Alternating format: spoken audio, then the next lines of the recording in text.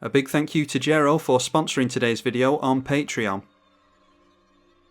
Zimone Mystery Unraveler versus Narset, the Master of Keys, and Phabine. We have plenty of lands available to us there, no ramp, but can just hope for some decent top decks maybe. Don't have double green, which is noteworthy. Yeah, let's try and keep it. Alright, drawing to Uro, Titan of Nature's Wrath, so that'll be a decent 3-drop. Azusa not so great once you've made most of your lands. Let's go for the Hedge Maze. And on top is an Exploration, which I don't mind keeping, because that means that we'll have, by turn 3, we'll have 4 lands in play. Maybe 5 if we draw into one. Stitcher's Supplier for the self-mill deck, so we see in there a Blind Obedience, Claim Jumper, and a Dam. Then goes for a Surveil Land himself on turn 2. The Jeskai player throws out an Is It Signet, and we know what we're drawing into, of course, so it is a turn 2 Exploration here. And I think we just take advantage of the Sink into Stupor coming down as a tap land, save ourselves some life. And throw down an island as well. Hopefully we'll get into some more green mana soon. But getting in Exploration means that we can maybe go for a turn 3 Zimone. Depends on if we draw into a land or not. And I have no idea what that is. Is that Palantir? Yeah, Palantir from Lord of the Rings. So the thing that does self-mill or draws your cards, whichever. Been consuming a lot of Lord of the Rings lore recently, and yeah, just listened to a video on YouTube about Palantir. I've been using, which channel is it? Let me have a look for anyone who's interested. In Deep Geek is what I've been watching, and just watched a video of his about the Palantir, so if you're interested in Lord of the Rings lore, you can go and have a look at that. A Search for Azcanta has been milled. Another Signet in Boros Signet, noteworthy there is a Strip Mine here as well. And a Ghostly Pilferer. So if anyone goes for their commander into this, then there's going to be card draw for Narset. Okay, an Ancient Green Warden is the type of thing that we want to manifest from our hand if we can. Obviously nothing in hand to do that with yet. Let's go for the Uro in this case, because we just need to be seeing more lands. So I'm going to have to sacrifice it, but we'll gain some life and draw a card in the meantime. Alright, we do get Ottawara, so plenty of blue mana, but still struggling on our green mana at the moment. But we are ramping quite nicely at least. Argument to be made for me holding on to a land there actually. We could have played our commander next turn into the island, especially seeing as how we can make multiple lands in a turn. Anyway, a grassland's been sacrificed for a plains or a forest, which allows our opponent to cast a Cultivate. Swamp Cycling for Troll of Kazakh Doom. There is a Hall of Heliod's Generosity here as well, which is of note. Palantir pointed at us this time. We'll just allow our opponent to draw a card. Something tells me that it's going to take us a while to get into this game. The Locust God is the first big threat to hit play. And the 2-1 swings in towards us, take us down to our starting life total. Alright, well we get into more green mana. It's pretty sketchy though, with a Gaia's Cradle. Let's go for our commander. We'll give our opponent a card draw and an insect token. And then we will manifest Dread for the first time by playing the Gaia's Cradle. So get to look at the top 2 cards of our library. One goes down as a 2-2, face down as a 2-2, and the other goes into the graveyard. So, well, I think the obvious thing to do here, although this is when it enters, so at least it's useful when it flips round, unlike this. So might as well just go for the Ixodron. Never know, we might get our cards bounced back to our hand and they might become relevant. We do have a little bit of flicker in here as well. That does mean that we've got 2 creatures in place, so we can go for the Hauntwood Shrieker. And that means that we'll be able to start swinging in with that next turn, hopefully, and get some Manifest Dread on there as well.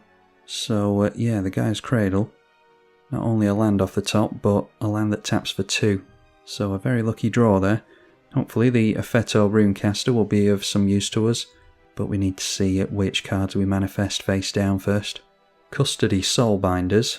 X plus counters on it, where X is the number of other creatures on the battlefield, and then you can remove 1 for 3 to make a spirit. So that is a 4 mana 7/7. A Sphere of Safety, setting up a pillow fort over there. At least only has 1 enchantment so far. Might still be the player to swing in towards. This time Palantir of Orthanc being pointed over to the left. Going down to 31, he decided to go for the mill, so undo Spirit Dancer. and Deep Gnome Terramancer, along with a land being milled. Drawing during the draw phase will also make an insect token from the Locust God. Deciding to do something during the draw phase.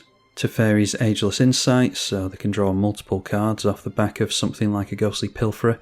Is the loot on this 4 mana, not 3, so they can't afford that. 3 cards in hand for the Jeskai deck. And now plays himself a Valakut Awakening, so a constructive turn for our opponent is going to discard 2 and draw 3, which will be doubled to 6. Okay, it's doubled to 5, so they must draw the 2, double that to 4, and then plus 1 on this is 5. I would have thought you'd draw 6 there, but whatever. Gets multiple hasty insects into play, and now has 5 cards in hand. Damage being somewhat spread around. There's a couple of insects to the left along with the spirit. We get a couple of insects and the 4/4, so that is 6 damage to us in the air.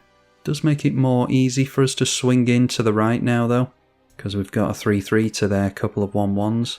So let's see here, Sakura Tribalder can get landfall for us. Maybe we should try to manifest Dread first. Can always flip this up as well, just for the sake of card draw with the Effetto Runecaster. Let's see what happens here though. Turn into the right with the 3/3, and when it attacks we manifest Dread. Again looking at the top 2 cards.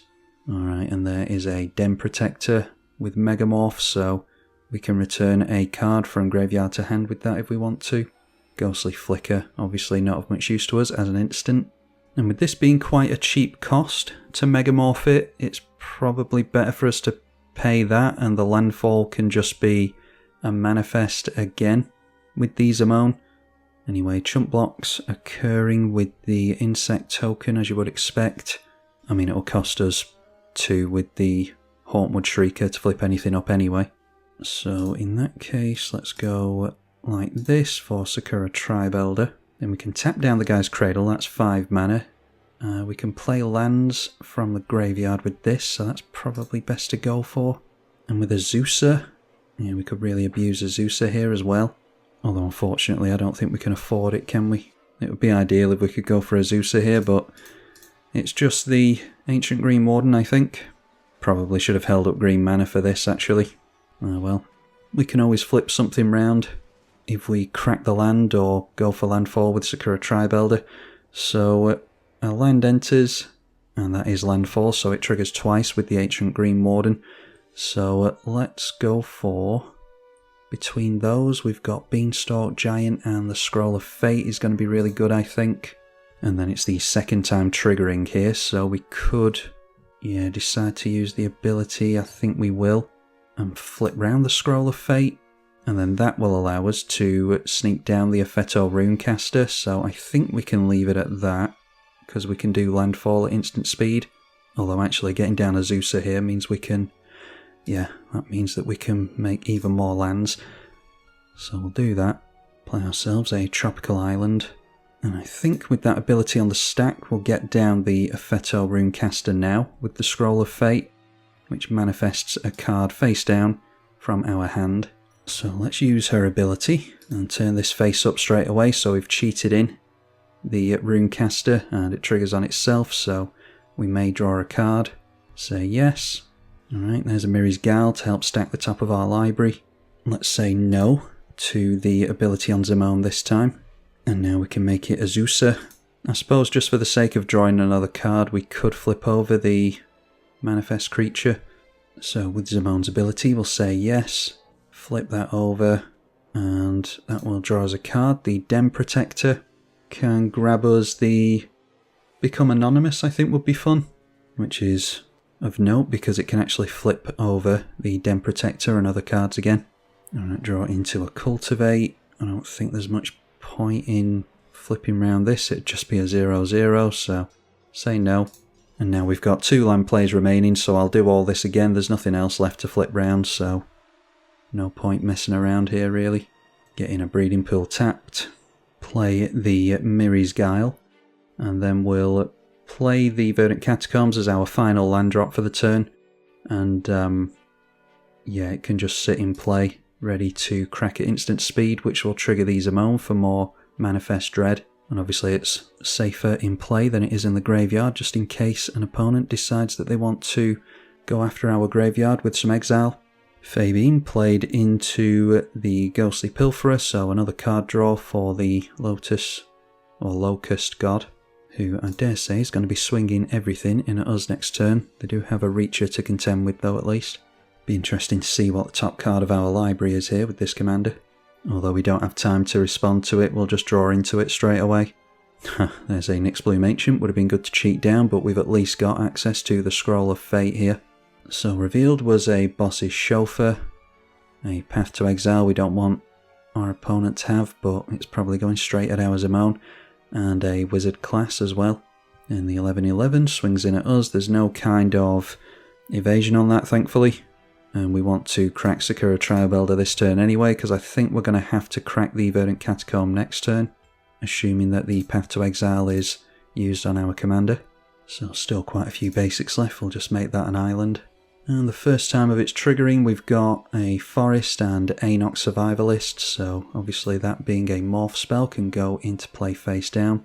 And then we can choose to use the ability, we might as well. So let's flip that around. It can destroy an enchantment or an artifact, and it will draw us a card with the Runecaster as well. So it's between the Sphere of Safety and the Teferi's Ageless Insight. I think I'll go after the Sphere of Safety. I don't think the Insect player is going to be swinging in over here, but we'll help the chance along. Alright, and draws us into crop rotation, so we can make landfall again at instant speed, which is something that we want to do quite regularly, because the Manifest Dread only occurs once a turn. Alright, our opponent's totally tapping out, so he's not holding up that Path to Exile. A Winds of Abandon, just as good, exiles each creature you don't control. And it is exile, so let's see here. Is there any point in manifesting? I mean, we can flip something round just for the sake of card draw, like I keep saying, so let's do that. Could always kill off our own Ixodron potentially, although there'd be another face down creature in play, so it would be a 1/1. Okay, a Death Mist Raptor, might as well leave in the bin. So we'll play a Forest face down and we can flip that around with Zimone's ability. Ancient Green Warden doing a lot of work for us, able to manifest and flip around in the same turn. Might as well get another land out of the deal here. So flip that around. Could bring back the Death Mist Raptor here, but that is a May ability, so we'll say no to it. Alright, Icy, Tyrant of Gaia Strait. Yeah, so we can crop rotation to make a land here and flip down, or flip around the Ixodron. We might as well, in order to save it and draw another card. And we're adding a lot of cards to our graveyard as well. Make it a Fabled Passage so that we're not losing a bunch of life if we get to play lands from the graveyard again. So say yes to Zimone's ability when that enters, flip round the Ixodron, and that will die immediately as a 0/0. Death Mist Raptor and a Feto Runecaster on the stack again. Alright, and there we see a Hullbreaker Horror which we can cheat into play, so we're still in a pretty good position here. Say no to the Zimone and the Death Mist Raptor. At least clears out the Locust God, which is really good for us. Now, do we want to clear our deck of lands is the thing, because how many do we get to search for? 7? I mean, we've got Cultivate we can make landfall with at least, so I think we do this. We obviously don't want to run out of lands to make, or fetch, because our commander's a landfall commander.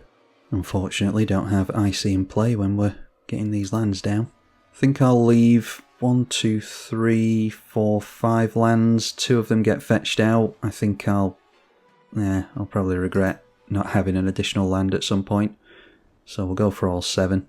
Might hurt that we can't go for as much landfall though, seeing as how we've just fetched all those up. I'm just hoping that we can abuse Nyx Bloom Ancient next turn.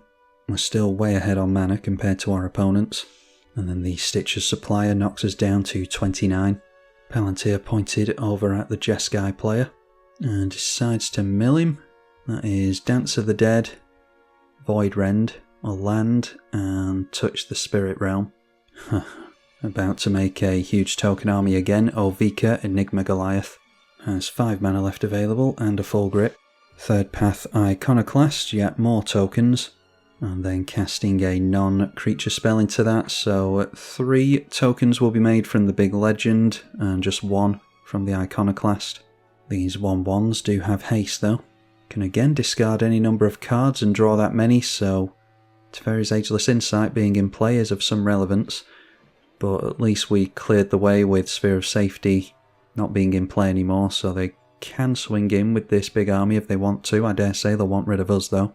So just discarding a bunch of lands pretty much. They've got 10 cards in hand and no unlimited hand size, so they will have to discard down. All of the goblins swinging towards us, as you would expect. Alright, let's see if I can sequence this turn correctly. I've just been wondering if to get any cards face down or not. Have a look with Miri's Guile, see what we've got. A fetch is going to be of some use, I think. There's threats around every corner. Yeah, this is where I kind of start to regret the number of basics that I've pulled out of the deck. Willbender, will we regret getting rid of that? Yeah, I think we can draw into some of this stuff. Let's go for Wooded Foothills because we can fetch with the Cultivate. We'll put threats and then Willbender on top. So we want to play a land with the Icy and our commander in play in order to draw a card and trigger our commander. I suppose if I planned that out better actually, we could have left this on top to put it in face down. That would have been a better idea. But let's go for our commander again, I think. Then we want the Icy, as I said. And then it's Scroll of Fate onto the Nyxbloom Ancient. Definitely want Scroll of Fate in your decks here, just in case you draw into these big creatures. So then we have to tap for 3. And I think we're best just doing the Guy's Cradle now. Because the more lands we've got, the more triple mana we've got. And we still left a few basics in our deck, luckily. So we'll just make it an island and a forest. Noteworthy that there's only 2 basics left. That triggers Zimone. We will put Zimone on the stack first because it will be Manifest Dread. So we're going to see a land and something else that's a mystery card. Oh, actually we shuffled, didn't we? Yeah, so it didn't matter. Oh, there's a Shire, which is landfall on the creatures entering, so they trigger themselves. So a Shire into play manifested, and then play a land for the turn in the forest. And we do have Entish Restoration here, which will only be 2 lands now because there's only 2 basics left to go for, but it is instant speed at least. So we can just go Icy and then say yes to Zimone's ability, which will flip round the Nyxbloom Ancient for triple mana, because that's the second time it has occurred this turn. The Deathmist Raptor, we did not have exiled previously, so say yes to it now. And it can come in face down, I think, just in case there's any face-up shenanigans. Alright, Sylvan Library to stack the top card of our library again. We've got 3, 6, 7 lands, which is 21 mana, so I think we can just play at instant speed. Maybe morph this down would be a good idea. So I'll just cast it face down, and then flipping around the Ashire at some point would probably be a good idea so that we can do the whole landfall thing with these, but yeah, I think we're safe to leave it at that. Have to remember, if we want to bounce this, then there is a Ward 3 cost. But just tapping down 1 land should be able to do that. Harmonise just straight up draws 3 for the Naya player. And then a Rites of Flourishing, just as soon as we start to run out of the lands that are in our deck. Well, there's a Blasphemous Act. I mean, we don't want that to resolve, so it's just going to have to be the Hullbreaker Horror here. So in that case, let's go for the Entish Restoration now, and I'm just going to grab 1 land so that we've got another one, the last one, free with the Fabled Passage. So we get to return a spell to its owner's hand, and that being the Blasphemous Act. Sacrifice a forest, we're just going to go and grab a forest and put it into play tapped with this. And hopefully we'll get into a means of playing lands from the graveyard, because there's plenty in there available. So Icy draws us a card, Zimone will manifest. Alright, Path to Exile onto this is now relevant, because if we want to hold this up for 2 mana, then we just need to not spend any more mana here. So I think we have to allow this. The Path to Exile we will have to say no to, because we don't want the land to come into play tapped, we want it untapped from the Fabled Passage. Alright, well there's a Cyclonic Rift. I think just the Polluted Delta might be of more use to us if we get into Yavimaya or we see a Urborg or something like that. So we'll throw Cyclonic Rift away. Draw a card with Icy. And there's a Trail of Mystery, cannot play that at instant speed with the 2 floating mana, and we don't have any basics left to grab anyway, but we got to keep our board intact at least.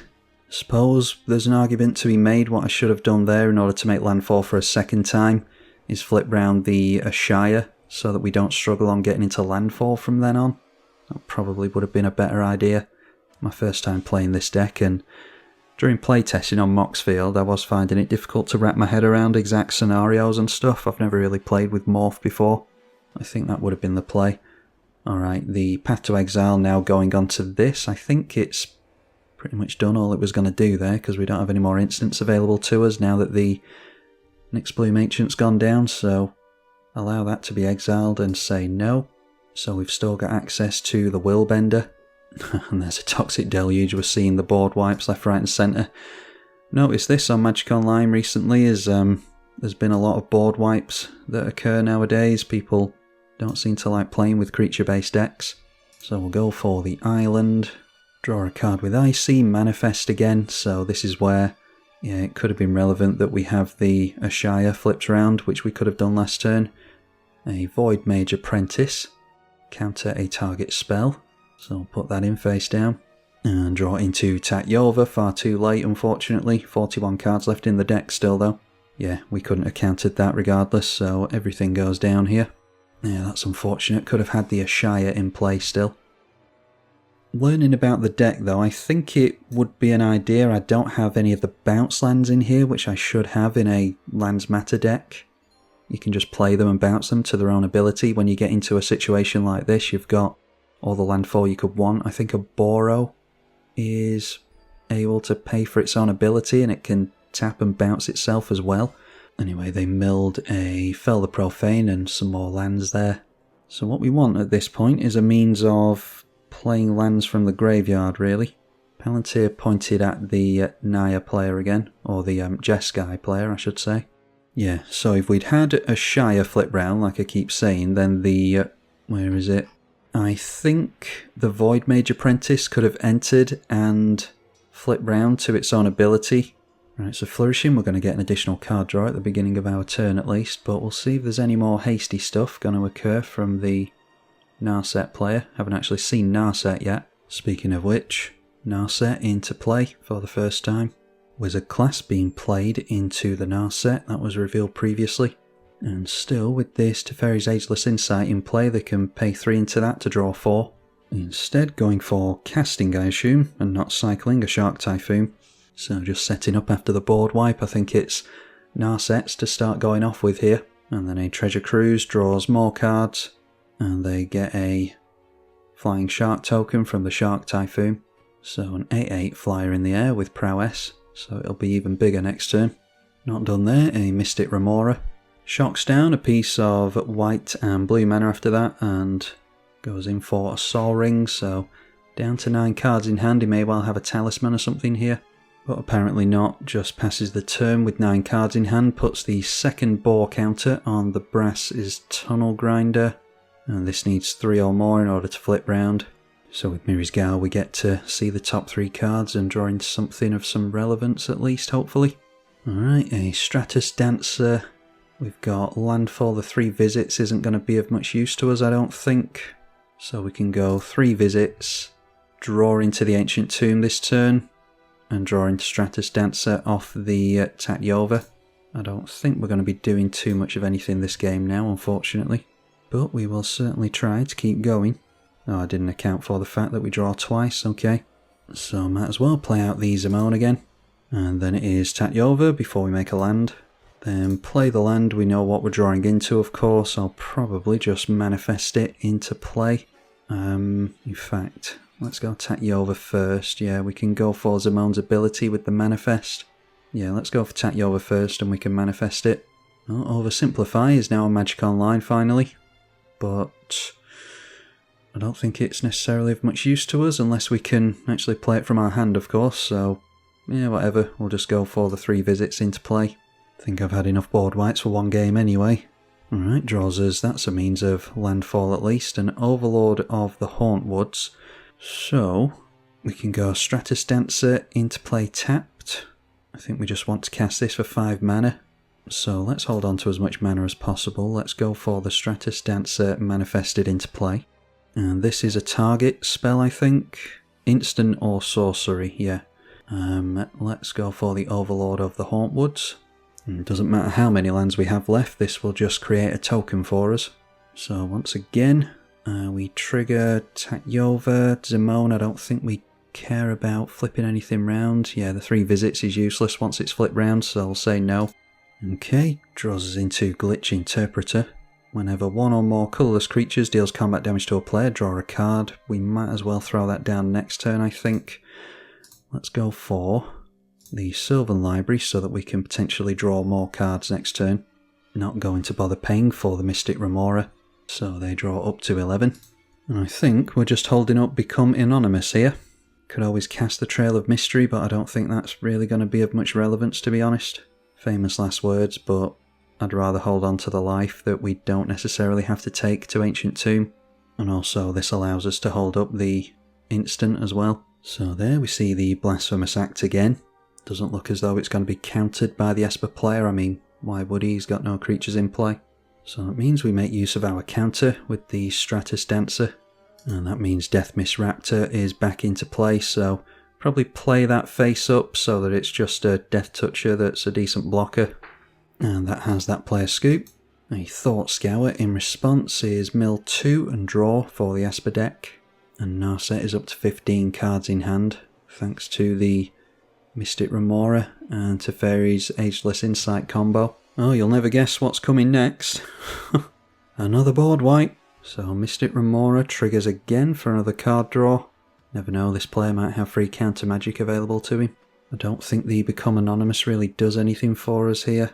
It's just all the creatures going down once again. Meat-Hut Massacre triggers thrown around all over the place. I'll let you look at the life totals afterwards. The Palantir pointed at the Narset player.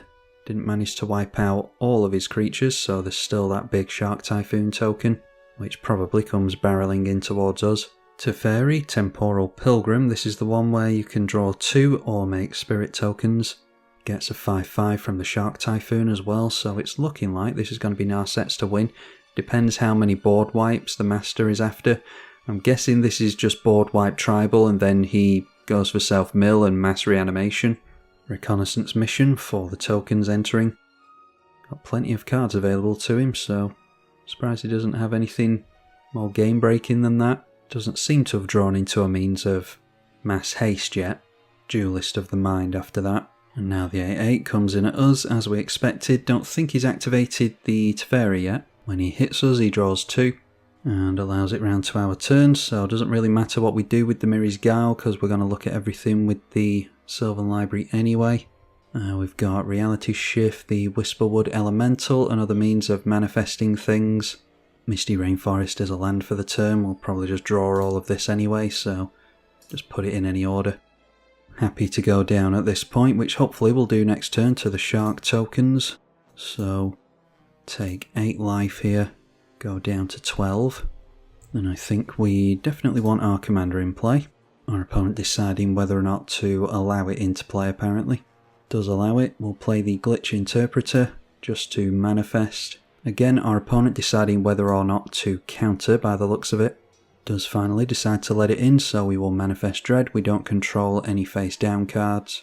Okay, They Came From the Pipes is something that we want to enter play really, which it won't do if it flips around. Ramunap Excavator is good though. So let's get that down, and that will allow us to make multiple land drops from the graveyard. So I think we can just manifest the Whisperwood Elemental into play. Play a land for the turn. And that will be manifest with the Zimone again.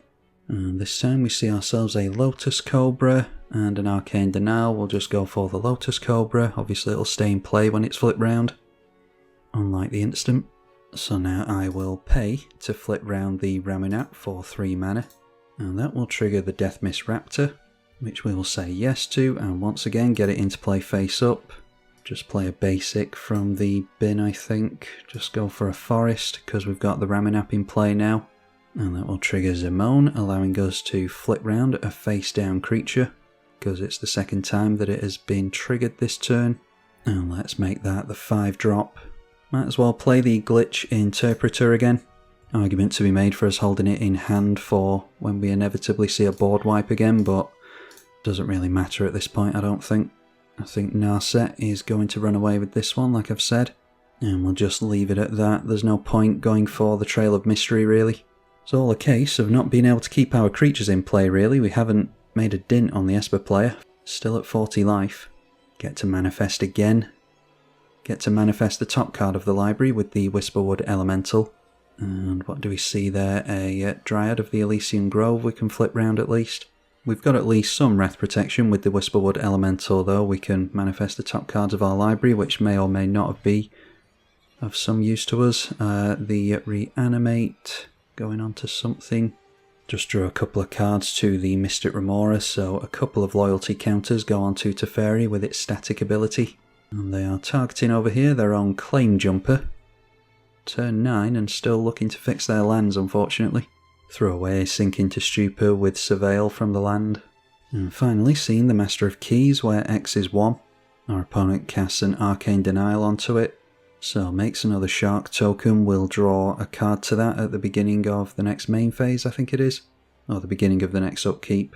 Loots with the Duelist of the Mind as well, so that's draw 2, discard 1. Puts more loyalty onto the Teferi.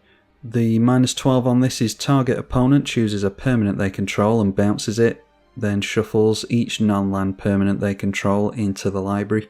Swords to Plowshares onto our face-down creature in response to the Palantir trigger, that is.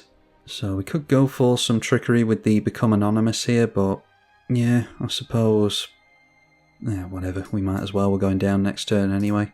Get to manifest some cards into play and finally play with that instant. I'm not all that interested in holding on to a Lotus Cobra, but it's just a means of using this card and seeing some more cards off the top. Might as well pay for the Mystic Remora because I did just tap down the guy's Cradle. Fewer triggers on the stack then as well. Alright, so they come back into play tapped. We've got the Paranormal Analyst, which I've got high hopes for. We won't see anything from it this game, I don't think. And a Sol Ring, obviously the Lotus Cobra was cloaked as well. Decides to give the Esper player some card draw that time with the Palantir. We've got 1 mana floating, so I'll flip the Analyst around just in case. Our opponents cast a Consider, Surveil 1 and draw into the Shark Typhoon. Our only hope now really is being able to rely on the Reality Shift, but with all that mana and evasive tokens and those cards in hand, I don't think there's really much of anything we're going to do here. So once again, more loyalty counters onto the Teferi. Alright, that player just decided to scoop, so that pretty much seals the deal for us. I was hoping that the 8/8 and a few other small creatures were going to come in towards us and then the rest go in over here to try and start ending the game. If that was the case, we could have reality shifted the 8/8 out of the way. But, yeah, unfortunately not. Our opponent had the Rift anyway, so can't feel too bad about it. Quite apt that we end the game with a board wipe. Alright, our opponent's still continuing to play things here, so I'm just going to scoop on him. The Marcadia's Downfall is +1 to power for each non-basic land the defending player controls. If they cast another spell, then it will be a scoop. Alright, they're going through to attack, so I'll allow them to knock us down here. And there we go, down to -17, so yeah, I think that was a good showing for Zimone. There's some sequencing errors there, I think, and some bits that I could have done better. Like I said, I was having trouble wrapping my head around exactly how the deck was going to work. It's both landfall and face down shenanigans. I've never done face down morph stuff before, so I think it did quite well, and I think we showcased the deck reasonably well also. As ever, if you do want to see more from it, then I'll be keeping a very close eye on the likes, the views, and the comments telling me whether or not you would like to see more of this one. Got a few on the back burner that you have said that you want to see more of, so look forward to that, and hopefully I will see you all in the next one. I'm tribalkai. Thank you for watching.